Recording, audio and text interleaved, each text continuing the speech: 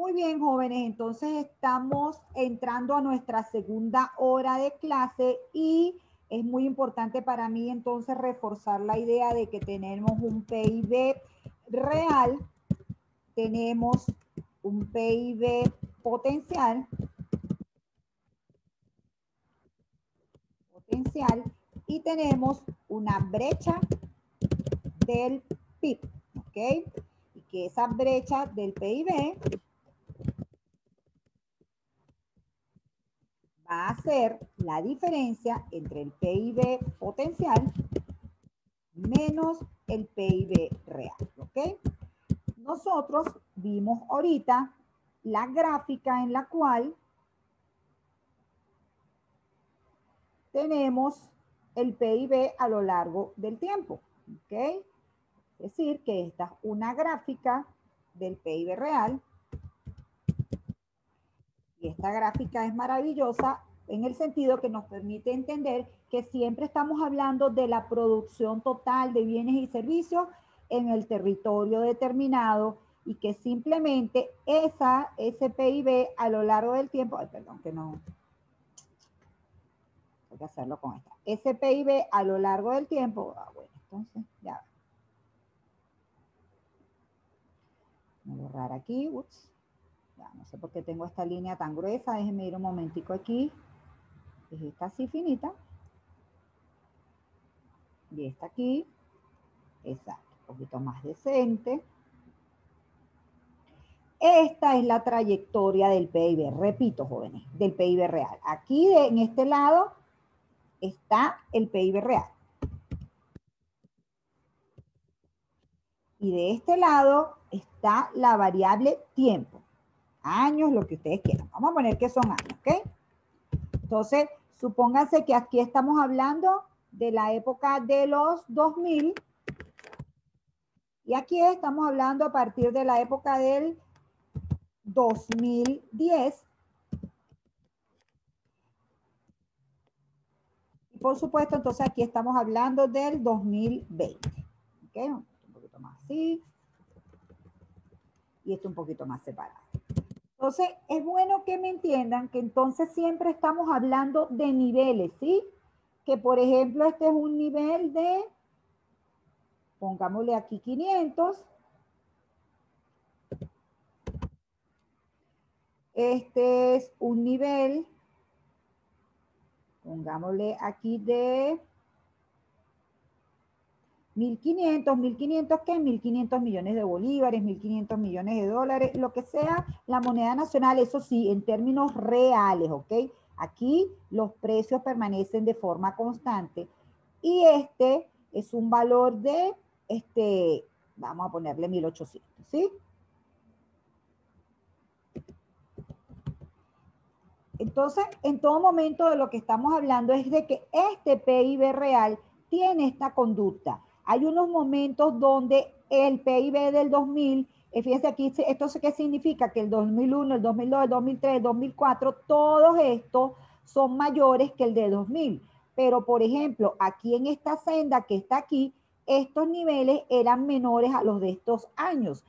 Sí me entienden que el valor del PIB aumenta, pero unas veces está más grande, otras veces está un poco más pequeño, ¿sí? Cuando yo hablo, fíjense aquí, todo este nivel de PIB es mucho más bajo que todo lo que había en estos años. Cuando yo hablo del PIB potencial en esta gráfica, lo que quiero es decir que a pesar de estas fluctuaciones, este PIB que está aquí es mayor que el que está aquí. Eso se entiende perfecto, ¿verdad? Quiere decir entonces que la tendencia del PIB, la vamos a llamar PIB potencial y vamos a decirle Y sub P, ¿sí? Y el resultado o este dato año tras año es lo que vamos a llamar PIB real y ahora le vamos a decir solamente I porque ya estamos entrando de lleno a lo que es la teoría, ¿ok? Hay otro modelo que es el modelo de la oferta y la demanda agregada. Oferta agregada y demanda agregada, que es en el cual vemos el mercado consolidado, ¿sí? Aquí entonces no es que solamente estamos viendo el comportamiento del PIB, sino que estamos viendo el PIB por el lado de la oferta y por el lado de la demanda. Es decir, estamos trabajando con la oferta agregada igual al PIB y estamos trabajando también con la demanda agregada. ¿Igual a qué?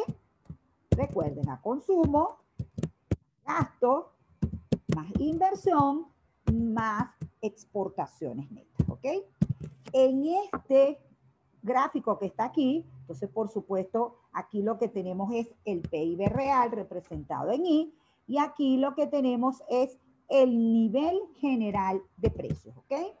En esta gráfica el PIB potencial lo vamos a representar como una línea vertical.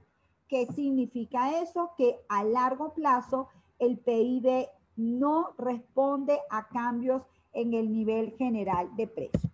Intuitivamente, ¿qué es lo que está detrás de esto, jóvenes? Lo que está detrás de esto es que en términos de precio, tanto el precio de los bienes como el precio de los factores productivos están variando en la misma proporción, de manera que el empresario no tiene ningún incentivo para aumentar la producción por cosas que estén pasando con el precio, sino que él simplemente está aumentando su producción combinando sus factores productivos. Entonces, es muy importante ahora en este desarrollo de este modelo que de aquí en adelante ya el ingreso lo vamos a ver como una función que va a tomar valores dependiendo de cuál sea la combinación de capital, de trabajo y de tecnología que tenga esa economía en un momento dado, ¿ok? Esto obviamente es por el lado de la oferta. Por el lado del gasto es cómo lo van a gastar los hogares, el gobierno, las empresas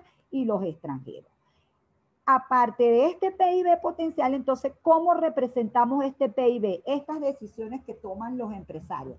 Ese sí lo vamos a representar como una línea, ¿cómo se llama? Creciente, dependiente, positiva. Este va a ser el PIB real o el I. También le decimos oferta agregada de corto plazo y oferta agregada de largo plazo. ¿Qué ocurre en esta forma de esta curva? Que aquí sí hay respuesta de la producción de bienes y servicios a respuestas en los cambios en los precios. Intuitivamente, ¿por qué ocurre esto? Intuitivamente esto ocurre porque en la medida que los precios del bien del productor estén creciendo a un ritmo mayor de lo que crece el precio de la mano de obra, de lo que crece el precio de algunos insumos, él todavía tiene oportunidades de obtener ganancias. Por eso es que todo en la diferencia entre el corto y el largo plazo, jóvenes, se centra en si los precios son rígidos o los precios son flexibles. Mejor dicho, si algunos precios son rígidos o si todos los precios son flexibles. Un escenario donde todos los precios sean flexibles significa que no hay incentivos por el lado de los precios para el empresario. Un escenario donde haya rigidez en algunos precios y que generalmente están asociados a precios que forman parte de los costos de producción, va a permitir algún margen de ganancia y los empresarios van a responder a ese cambio en los precios. Intuitivamente, siempre se había pensado que como al final de cuentas ocurre esto, el PIB retorna su nivel de PIB potencial, pues realmente, y sobre todo los clásicos nos decían esto, nosotros debemos tomar en cuenta los factores que permiten el crecimiento del PIB a largo plazo, porque en definitiva de cuentas, repito, va a haber un momento en el cual los precios se van a equiparar, es decir, todos los precios a largo plazo van a ser flexibles y vamos a retomar estos niveles, ¿ok? ¿Qué ocurrió en la Gran Depresión de los años 30? Que nos quedamos 10 años aquí en un estancamiento brutal y apareció el señor Keynes y dijo, miren señores, en el largo plazo todos estamos muertos. Hay que tener en cuenta qué ocurre en el corto plazo y además hay que tener herramientas para tratar de solventar las situaciones de recesión de la economía en el corto plazo y, por qué no, también las situaciones de presiones inflacionarias en el largo plazo. Denme un chancecito ahorita para las preguntas. ¿Qué implica eso entonces? Bueno, para saber qué implica eso, lo primero que tenemos que hacer es traer a la otra señora que tiene arte y parte en este juego, y que es ¿quién?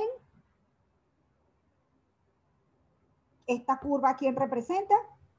La demanda agregada. La demanda agregada. ¿Okay? Entonces, resulta, jóvenes, que de aquí, de este lado, hay actores tomando decisiones, y en la medida que esta variable se dinamiza, va a haber un incremento de las ventas porque esta gente está comprando, y eso va a tener efectos sobre las decisiones de los productores. O al contrario, va a estar desanimándose la cosa por aquí, y entonces las ventas van a reducirse, los empresarios van a ver cómo se acumulan los inventarios y esta variable va a caer, ¿sí? Entonces, es importante entender que lo que crean los agentes económicos que va a pasar con el crecimiento de la economía y que va a pasar con la inflación, genera condiciones para que piensen qué hacer. Entonces, puede haber un shock de demanda que haga que la demanda se desplace hacia la derecha. ¿Cuál shock de demanda? Supónganse que sea una política fiscal o monetaria expansiva, pero también puede ser un dinamismo tremendo de las exportaciones netas. Cualquier variable que haga desplazar esta curva. Cuando esta curva se desplaza hacia la derecha, en el corto plazo, el PIB real está por encima del PIB potencial. Repito, este es el PIB potencial y perdón, no le puse la P. Este es el PIB potencial y este es el PIB real. En esta situación es la que estamos viendo aquí arriba, donde el PIB real es mayor que el PIB potencial, y es una situación en la cual la economía está pasando por presiones inflacionarias.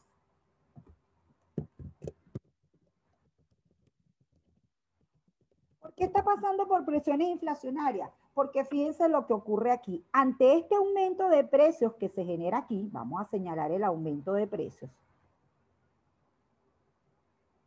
Ante este aumento de precios que se genera aquí, la oferta responde, ¿verdad?, con un aumento de la producción. Obviamente, para aumentar la producción hay que hacer ¿qué cosa? Contratar más mano de obra, ¿sí o no? ¿Ok? Fíjense, lo que está ocurriendo aquí, repito, es que el empresario está respondiendo a estos mayores niveles de precios. Obviamente eso implica que contrata más mano de obra, que produce más bienes y servicios, y llegamos a este punto que está aquí. Este es el punto A y este es el punto B.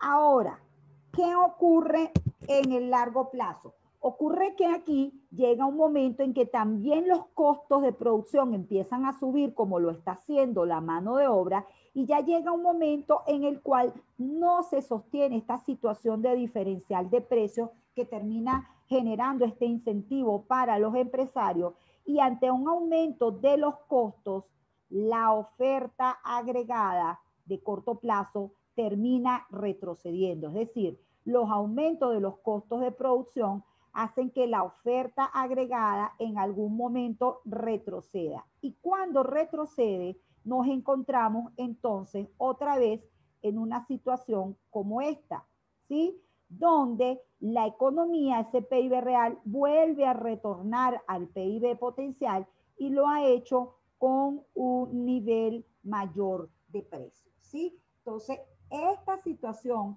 es, por ejemplo, cuando estamos pasando de este punto a este punto. Y esta situación que está aquí, bueno, aquí es un proceso más estático, como que si estuviéramos tomando una fotografía. Obviamente aquí este PIB potencial es mayor que este PIB potencial, ¿sí? Pero esta gráfica nos permite entender la dinámica que nos lleva aquí a retornar esta tendencia. Solo que aquí son como más de niveles y estos son más como evolución en el tiempo, ¿de acuerdo? Fíjense que aquí no estoy tomando la evolución del tiempo, no está en esta gráfica que está aquí. Entonces, lo importante es que entiendan que puede darse una situación de presiones inflacionarias donde el PIB potencial esté por debajo del PIB real. Pero el shock de demanda no solamente puede ser positivo, puede ser que resulta que los agentes económicos se tornen tremendamente pesimistas en un momento determinado y entonces la demanda agregada, en vez de desplazarse, bueno, pero y entonces, ya va. La demanda agregada, en vez de desplazarse hacia la derecha, se desplace hacia la izquierda. Fíjense que si se desplaza hacia la izquierda, ¿qué fenómeno ocurre aquí? ¿Qué fenómeno ocurre cuando la producción de bienes y servicios se reduce? Hay recesión. Hay recesión. Correcto, fíjense. Si lo que nos ubica ahora es que vamos a estar aquí en esta situación de este PIB real, donde, repito, lo que ha ocurrido es que de este lado ha habido una menor dinamización de la demanda o una caída de la demanda e inmediatamente eso ha generado un cambio mínimo en el crecimiento de los precios, ¿sí? Mínimo ha ocurrido ese cambio en el crecimiento de los precios, que ¿cómo se llama cuando la tasa de crecimiento de los precios se reduce? ¿Alguien que me hizo el video con eso? ¿No está aquí? Se llama desinflación, ¿sí? Entonces, aquí, en este contexto, los empresarios lo que han hecho es reducir o sea, se dan cuenta que se están acumulando los inventarios y lo que han hecho es reducir la producción de bienes y servicios y obviamente, ¿qué ha pasado con la tasa de desempleo en este contexto? Si se reduce la producción de bienes y servicios, ¿qué le pasa a la tasa de desempleo? Aumenta. Crece. Aumenta la tasa de desempleo, ¿de acuerdo? Es decir, estamos en esa crisis. Entonces, la economía va a estar gravitando en esto, jóvenes.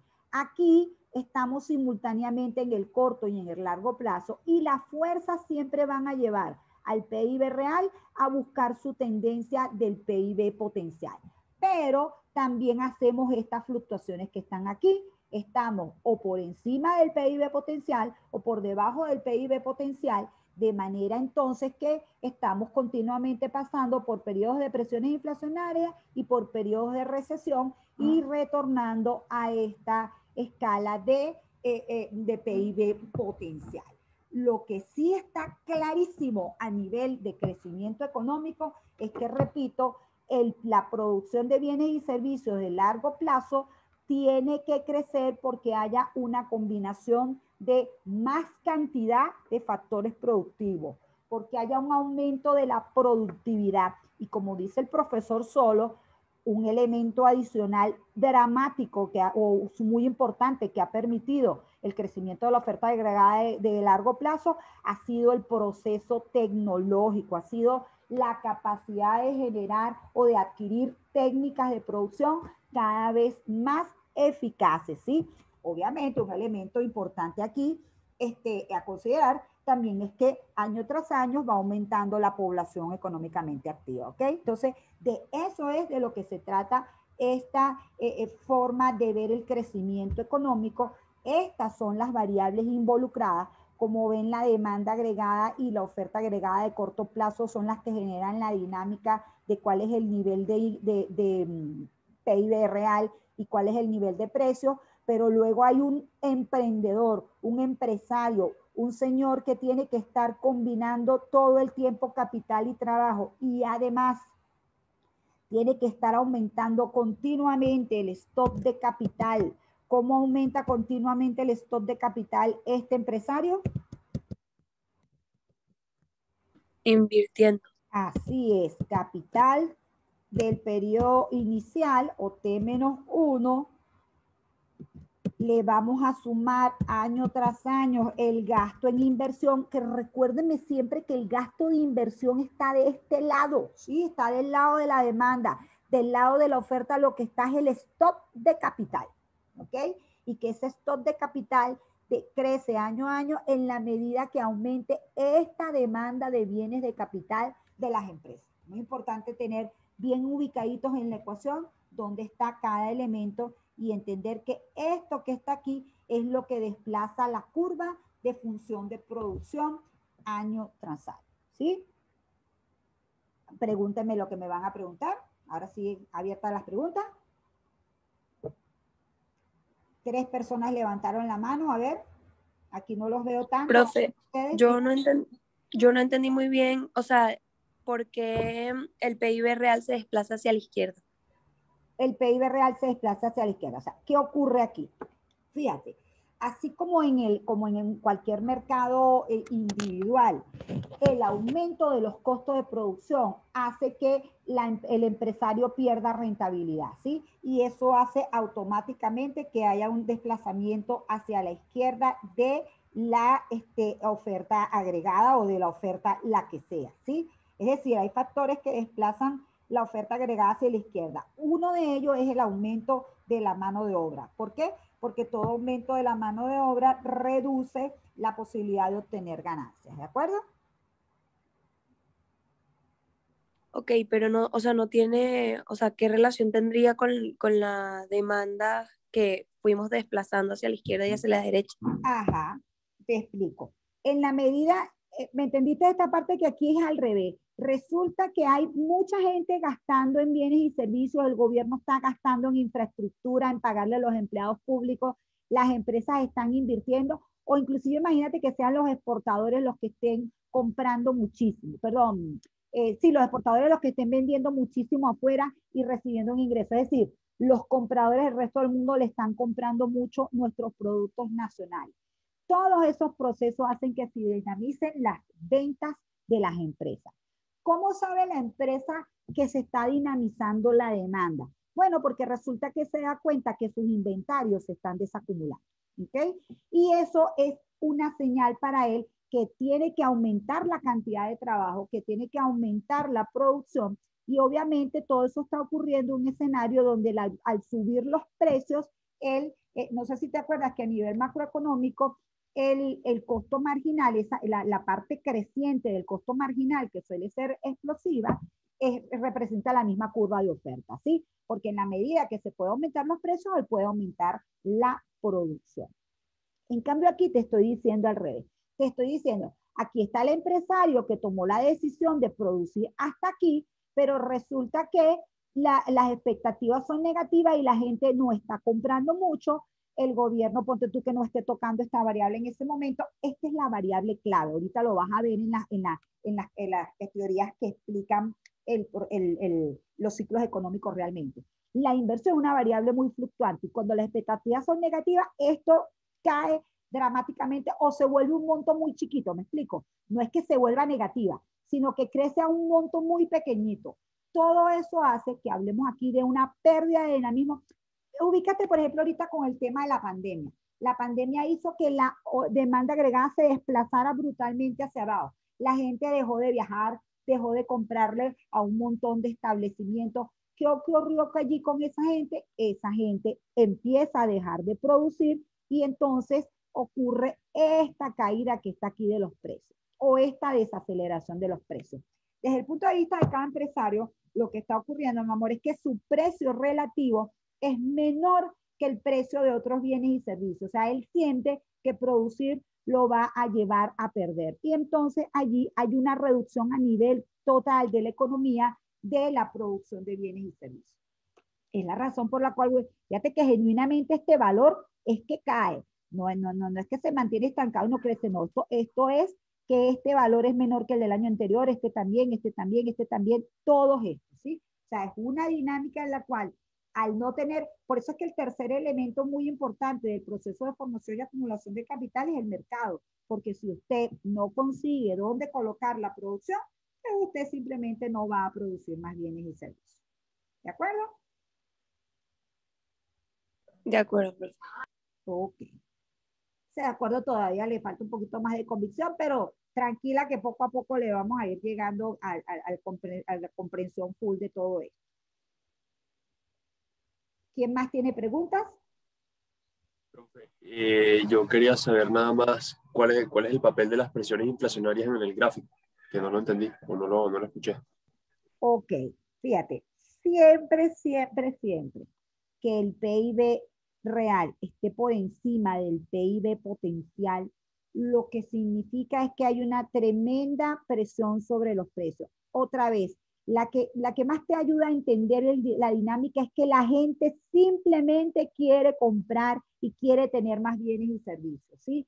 En ese contexto, en el corto plazo, donde si quieres ver que el capital está fijo, ¿sí? Lo que ocurre es una contratación masiva de mano de obra y esa contratación masiva de mano de obra es una maravilla y genera este aumento de precios, pero también genera aumento de las presiones inflacionarias porque en el mercado laboral ahora la oferta de laboral está por debajo de la demanda laboral, es decir, las empresas están contratando mucha mano de obra y en ese mercado está ocurriendo un aumento del precio que es el salario, ¿sí? Y entonces eso genera que haya una dinámica. Mientras los precios estén subiendo, el empresario no tiene ningún problema en seguir aumentando los precios. Cuando nosotros llegamos hasta aquí, es porque ya allí en ese punto los precios de los factores productivos estén a un ritmo más dinámico que los precios del bien que está produciendo el empresario y eso lo haga él retroceder, ¿sí? De todas maneras, parece que este no es un solo empresario, sino que son todas las empresas de una economía, ¿sí? Entonces, esta dinámica ocurre hasta cuando, recuérdense siempre, jóvenes, en un productor tomando en cuenta el crecimiento del ingreso medio, el crecimiento del costo medio y el crecimiento del ingreso marginal y del costo marginal. Recuérdense que el empresario siempre toma en cuenta esos elementos a la hora de decidir producir más o menos. Recuérdense también que los precios pueden subir por el lado de la demanda, ¿ok? Porque haya un mercado con escasez y los demandantes estén dispuestos a pagar mejores precios para que aumente la producción de bienes y servicios. Siempre está todo ese esquema de los incentivos allí operando, ¿de acuerdo? No sé si te lo señalé suficientemente. Aquí, ¿sí? Aquí. Esto está muy dinámico, pero ese dinamismo está ocurriendo, si bien está ocurriendo en términos reales, está ocurriendo a una costa. Por eso es que al final, detrás de este esquema de corto plazo está la curva de Phillips, ¿sí? Porque, ¿qué nos dice la curva de Phillips? Que en el corto plazo, mientras estemos ganando terreno con el aumento de la producción de bienes y servicios, ¿verdad? Es decir, mientras estemos aumentando la tasa o mejor dicho, viéndolo desde el punto de vista de la tasa de desempleo, mientras estemos bajando la tasa de desempleo porque estamos contratando cada vez más mano de obra, pues vamos ganando en presiones inflacionarias, ¿sí? Al contrario, cuando estamos retrocediendo aquí a nivel de contratación de mano de obra y a nivel de actividad económica, es decir, cuando la tasa de desempleo está aumentando, entonces se reducen las presiones inflacionarias. Y allí que haya ese conflicto entre desempleo e inflación en el corto plazo. ¿De acuerdo? ¿Alguien más tiene alguna pregunta? Yo, profe. Dígame. Bueno, esto ya lo tocamos, pero quería volver a entender, o si podía repetir, cómo es posible que el PIB potencial supere, perdón, el PIB real supere el potencial. Correcto. Vuelvo y te repito, mientras tú pienses que es que una empresa produce 100 cuando está en el PIB potencial y no es capaz de producir 120, no lo vas a entender, ¿ok? Tienes que entender que las decisiones del empresario en la cual optimiza su beneficio no están en el 100% de la producción. Te quiere decir que siempre en la economía hay un mínimo de capacidad ociosa. ¿Y cómo se contabiliza ese mínimo de capacidad ociosa? Con la tasa natural de desempleo. Eso es lo que te permite que siempre haya un margen en el cual el PIB real pueda estar por encima del PIB potencial. Porque realmente el PIB potencial a lo que responde es a que todos los precios sean flexibles en la economía, a que no haya posibilidades de obtener ganancias con el aumento, por el aumento de los precios. ¿Y cuándo ocurre eso? Cuando el crecimiento del precio del bien está igualado con el crecimiento de los costos. O sea, si a mí, por ejemplo, yo puedo aumentar mis precios 20%, pero también los costos están aumentando 20%, mi margen de ganancia está permaneciendo a nivel de dinamismo estable, ¿sí? Entonces, en ese momento, las decisiones que yo tomo, las estoy tomando porque genuinamente estoy haciendo mi razonamiento que me permite igualar el ingreso marginal con el costo marginal. Sí, estoy llevando la producción hasta ese nivel donde el salario es igual a la productividad marginal del trabajo. Repito, son decisiones que estoy tomando por la dinámica de mis variables sin tomar en cuenta los precios. Ahora, ese nivel no significa que estoy en el 100% de la producción de la empresa, de ninguna manera. Ese nivel está por debajo de esa producción de las empresas. Resulta que cuando yo estoy tomando esas decisiones, se genera una dinámica tremenda del lado de la demanda y me doy cuenta que las personas quieren más del bien, ¿sí? Entonces yo tengo margen para forzar la vara, por decirlo así, ¿sí? Y llevar entonces ahora sí la producción hasta casi ese 100%. Pero eso se hace sí, solo sí, o sea, el empresario es capaz de hacerlo porque se enfrente a precios crecientes, porque si no, no lo hace ni de chiste, porque él nunca va a producir para perder. ¿Ok? Entonces, allí lo que está ocurriendo es que ese proceso de crecimiento de la producción viene acompañado de presiones inflacionarias. Pero ocurre, y es posible hacerlo porque la empresa no estaba en el 100% de la capacidad de producción. ¿Mejor ahora? Sí, profe, gracias. De todas maneras, yo entiendo que esto es una cosa que hay que ir masticando y masticando, sí, no es que uno de una sola entrada lo comprende. ¿Alguien más tiene preguntas? Profe, yo quería, o sea, preguntarle en qué, o sea, no en qué casos, o sea, en qué economía, un ejemplo, en Estados Unidos, no sé, pasa eso del largo plazo que los emprendedores no se ven afectados por el nivel de precios. Porque aquí, por ejemplo, creo que es Velo, mi amor, como, a ver, entiendan siempre que los modelos económicos replican comportamientos, ¿sí? Y entonces tratan de explicar el impacto de determinadas situaciones. Este es un modelo que, si tú, o sea, tú qué vas a encontrar en la economía, ¿cómo se llama? Estadounidense. Vas a conseguir periodos de recesión, periodos de crecimiento y al final una economía que a lo largo del tiempo está creciendo. ¿Qué ha pasado allí en esa economía? Esa economía ha sido capaz año tras año de aumentar su oferta, ¿sí? ¿Y cómo lo ha hecho? Lo ha hecho a punta de invertir en capital, invertir en mano de obra, utilizar los recursos naturales. Eso es lo que ha permitido el crecimiento, ¿ok?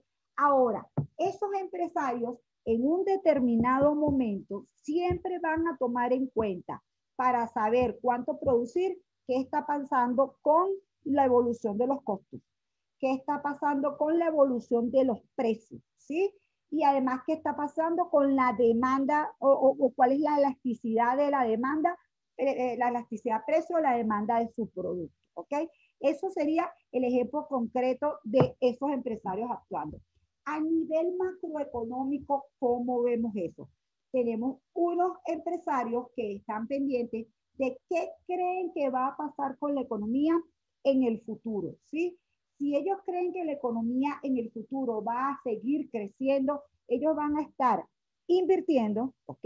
Y esa inversión significa aumentar capacidad de producción y tener una mayor capacidad de producción. Ahora, ojo, siempre van a estar produciendo al máximo de la capacidad de producción. No, porque resulta que si la economía cayó en recesión por alguna razón y no hay mercado en donde comprar, ellos van a producir un nivel inferior al que pudieran producir, ¿sí?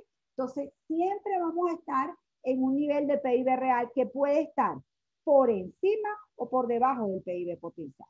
Lo que sí es importante para los economistas es entender cómo se mueven las fuerzas del mercado en el largo plazo y en el corto plazo.